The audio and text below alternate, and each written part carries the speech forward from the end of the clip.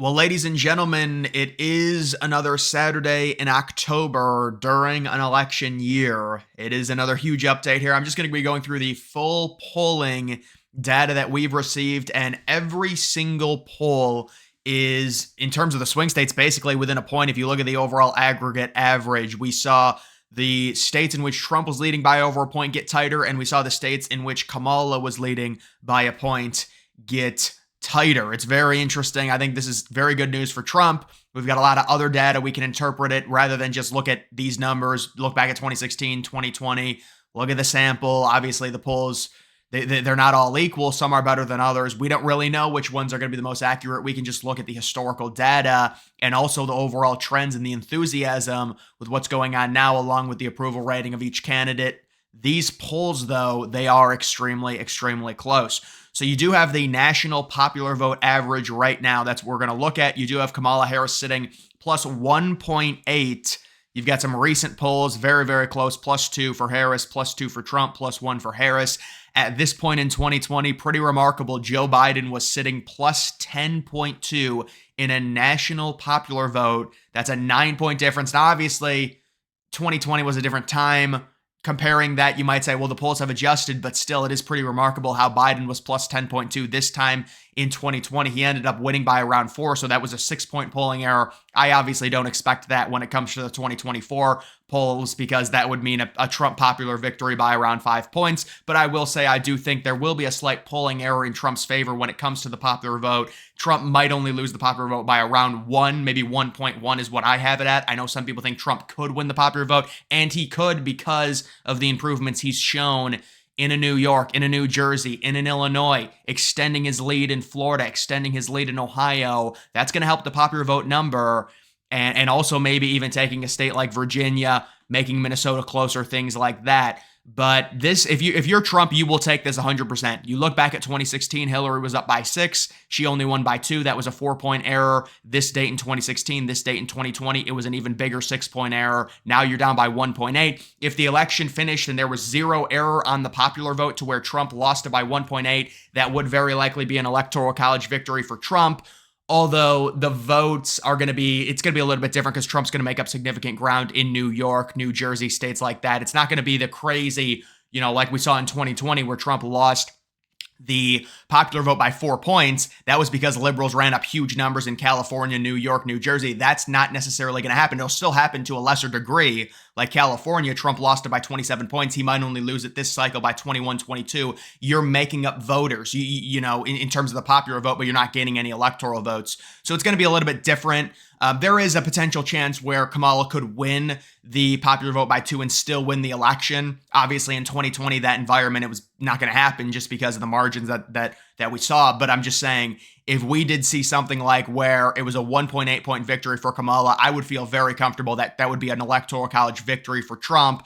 The margins would be very close. But when it comes to the popular vote, you look at the betting right now, it's about a 75 to 7, maybe a 70% chance Harris wins the popular vote. It's gone down about 5 percentage points, like most of Harris's betting numbers have recently. That's the big story. The betting is trending heavily in Trump's direction. The polls are getting very, very close, but the betting is what Trump is doing really well. And you look at Arizona, we'll just go state by state, and you can see there was that new New York Times Siena poll that some weird data off of that, especially off of the Pennsylvania poll. It does help Trump in the average in Arizona. He's sitting +1 in Arizona. I do like where Trump is at this point. He was up around 2 points. It's kind of gotten closer. There's been some closer polls, I guess, just in terms of Trump +1, Trump +2, Harris +2, the Wall Street Journal. But I think Trump is looking very, very good in Arizona, and he's polling a lot better than he was in 2020, than he was in 2016. And to me, Arizona is a more Republican state anyways. I do think Donald Trump will win Arizona. And the New York Times poll, again, it's disappointing because they released Pennsylvania as well, and they had Harris up 4, and the sample was pretty ridiculous. But, for Arizona, it is a good poll there. Taking a look at Nevada, this is another state where Trump getting that Wall Street Journal poll really helps him out. It's basically a tie in terms of the overall average. Pretty interesting. This date in 2020, Biden was sitting +6. Everyone always says how Nevada Republicans get overestimated. Well, not in 2020, at least not on October 12th in 2020.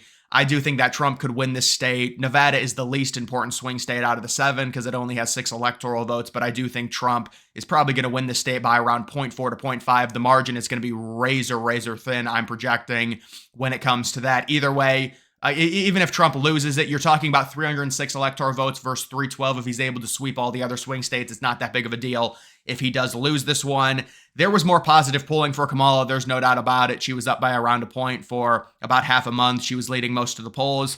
But you get that Trump +6. Liberals could say, well, that's an outlier. But in general, it's not like Harris was up by 5 anyways. +1, +1, +1, I mean, it's a very close state. That's really all I can say about that. Wisconsin, Harris sitting not even up half a point. The last 3 polls have all been ties. Pretty crazy in Wisconsin. This is a state, you look at the betting is trending in Trump's direction. Wisconsin, I think, is going to go to Trump possibly by an even bigger margin than Pennsylvania, certainly by a bigger margin than Michigan. We did get a Quinnipiac poll that had Trump +2. In 2020, this would have been unheard of. You look at the polling errors we've seen with Biden +6 in October in 2020. That's a significant polling error. He ended up only winning by 0.3. That's a 6-point polling error. In 2016, we saw an over 6-point polling error because Trump won Wisconsin in 2016. He lost it in 2020. You're looking at very close polling based off of how Wisconsin has been in terms of their inaccuracy polling Trump supporters. I think this is going to be a very good election victory for Trump in Wisconsin. Harris sitting +0.3. You're talking about polling errors of 6 points in both 2020 and 2016. You don't need a 6-point polling error. You just need a 2-point polling. You need like a half a point polling error, honestly. But if you want to win relatively comfortably, you get a 2-point polling error. You win this state by around 1.7. It seems like it's checking out really well for Trump there when you look at the data. You move on to Michigan, Trump sitting +0.9. Pretty crazy because this was the state, and I'll show you guys. I mean, look at this. Harris was up when they started to really ramp her up, and you had the DNC and everything like that. This was the Rust Belt state that they were like, liberals were like, we're up by 2.5. We're going to win this state. You're getting Jill Stein possibly helping Trump out. Jill Stein winning the Muslim vote. And remember, back in 2016, Jill Stein got 1% of the vote. Trump ended up winning the state by 0.3%. Very narrow. Every little bit helps. Jill Stein can help Donald Trump in this state. Insider advantage. They were great in 2020. They've got Trump +2. They were barely off with their polls. Emerson's got it as a tie. Quinnipiac has Trump +4. Wall Street Journal with Harris +2. But a lot of these polls recently with a Trump lead. Pretty remarkable. Trump taking the lead in Michigan based off of even the polling average. And this is another state that has underestimated Trump in the past. You had Biden +7. You had Hillary almost +10. Trump won Michigan in 2016. So that's a 10-point polling error this state in 2016 relative to what actually happened in terms of the final result. Pretty crazy there. Again, another state where it seems like the data would check out based off of the previous Trump elections to where Trump is sitting in a very good spot in Michigan, because you could say he's up by a point, but also you have to factor in the errors that we've seen in 2020 and 2016. So it's an even better spot to where he might be up by around 2 or 3. I'm not saying we're going to get a same error where it's going to be a crazy 7 or 8 point error. Trump's not going to win the state by 7 or 8, but he might get some more breathing room if he's up, or even if he's down by 1, it's still good news for Trump in Michigan. Moving on to Pennsylvania.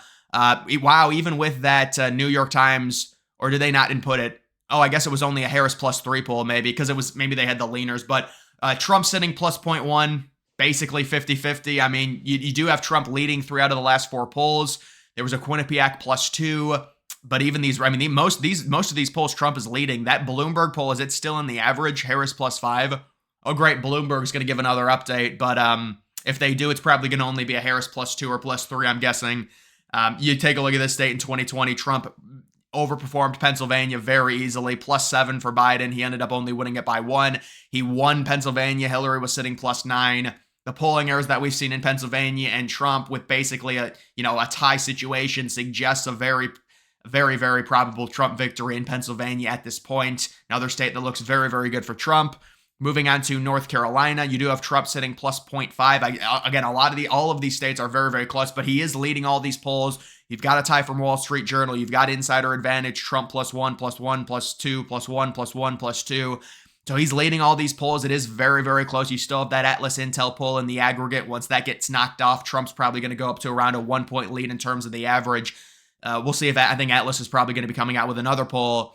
In 2020, Biden was sitting +2.7. Trump won the state in 2020 by 1.3. So he outperformed that by around 4 points. So another state that checks out beautifully for Trump, plus 0.5. And you're talking about a favorable polling error in 2020 and also 2016, because he also won the state in 2016 by around 3 points. The poll has had Hillary up by around 2.5 points. So another state that checks out there. Moving on to Georgia, you are looking at Trump, another one very, very close, sitting plus 0.5 point. The polls were very, very accurate in Georgia this time of year. And as you can see, Biden was sitting plus 0.4 on this state. Now, this is just, it's just hypothetical. It doesn't necessarily mean like, oh, they're going to be very accurate on October 12th, 2024, because they were very accurate on October 12th, 2020. But it is interesting. Biden, his average was plus 0.4, and he won by plus 0.3. So, now Trump's sitting plus 0.5. I do think Trump is probably, you can see Trump was up 1.5 there. I don't know, was it that Fox News poll that really changed it? Or maybe there was a poll that got taken out of the aggregate. Yeah, some of these polls that had Trump up by 4 and 3 got taken out, I guess. But in general, I would say this is another one. I think Georgia's going to be pretty close, but it looks good for Trump. And Trump really, you look at the betting, Georgia's looking really good for Trump. North Carolina's looking really good for Trump. Arizona's looking really good for Trump. That's the three that are looking really good, over 60% chance.